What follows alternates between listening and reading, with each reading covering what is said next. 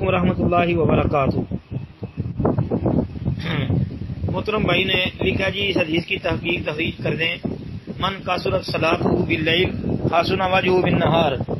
محترم بھائی یہ روایت نبی علیہ الصلوۃ والسلام سے ثابت نہیں ہے، یہ دو صحابیوں سے بیان کی گئی ہے، ایک انس رضی اللہ تعالی عنہ سے اور ایک جابر رضی اللہ عنہ سے۔ جابر رضی اللہ تعالی عنہ سے اس کی کئی جو ہے سندیں کئی طریق ذکر کیے گئے ہیں، لیکن کوئی ایک بھی ثابت نہیں ہے جی، ایک بھی ثابت نہیں ہے۔ تو جو انس رضی اللہ تعالی عنہ سے اس کا ایک طریق بیان کیا گیا ہے وہ بھی بھائی ثابت نہیں ہے۔ ابن جوزی نے تو اس کو کتاب الموضوعات کے اندر تخریج کیا ہے۔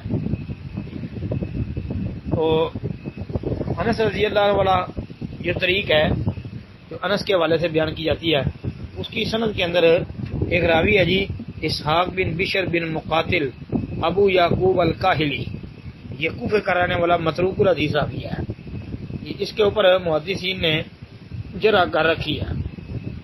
امام ذابی رحمۃ اللہ علیہ، دار قطنی اور دیگر اہل علم جو ہے وہ تو اس کے اوپر شدید جرح کرتے ہیں، بلکہ بعض اہل علم نے تو کہا ہے کہ یہ حدیثیں وضع کرتا تھا۔ امام فلاس رحمۃ اللہ علیہ جو تھے وہ بھی اسے متروک ہی قرار دیتے ہیں۔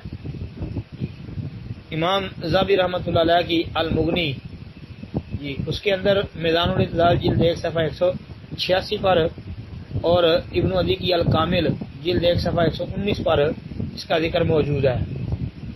تو یہ بھائی متروک آدمی ہے۔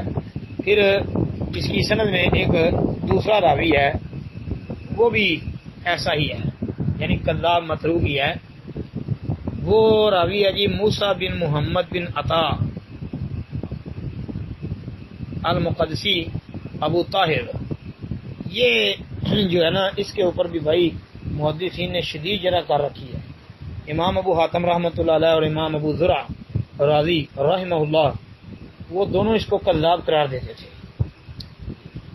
اور حافظ ابن حبان رحمۃ اللہ علیہ نے فرمایا تھا کہ اس سے روایت لینا جائز نہیں ہے، اس لیے کہ یہ حدیثیں وضع کرتا تھا۔ حافظ ابن حدی نے لکھا جی یہ حدیثیں چوری کرتا تھا، اور امام عقیلی رحمہ اللہ نے یہ جرح کی ہے کہ یحدث عن الثقات بالبواطیل والموضوعات، یہ ثقہ راویوں سے باطل اور موضوع رہتے ہیں جو ہے وہ نقل کرتا تھا۔ امام ذابی رحمۃ اللہ علیہ نے اس کے اوپر جرح کر رکھی ہے۔ اس کا ترجمہ اور اس کے حالات دیکھنے کے لیے ابو حاتم رحمۃ اللہ علیہ کی کتاب الجرح والتعدیل جی جلد 4 صفحہ 161، ابن عدی کی الکامل جلد 3 صفحہ 113 اور المجروحین ابن حبان کی جلد 2 صفحہ 242، اسی طرح جو ہے امام ذابی رحمۃ اللہ علیہ کی میزان الاعتدال جلد 4 صفحہ 219 اور حافظ ابن حجر کی رحمۃ اللہ علیہ کی لسان المیزان جلد 6 صفحہ 127، یہ جو کتابیں ہیں ان کا مطالعہ، اور اس کے علاوہ امام نسائی کی جو ضعیف المتروک راویوں پر کتاب الضعفاء والمتروکین ہے اس کو بھی سامنے رکھ لیں۔ امام نسائی نے بھی کہا یہ ثقہ نہیں تھا، تو بھائی یہ راوی ایسے ہیں، اس لیے ایسی کوئی بھی روایت نبی علیہ الصلوۃ والسلام سے جو ہے وہ منقول نہیں ہے۔ آپ علیہ الصلوۃ والسلام نے ایسی کوئی بات بھی بیان نہیں فرمائی۔ السلام علیکم ورحمۃ اللہ وبرکاتہ۔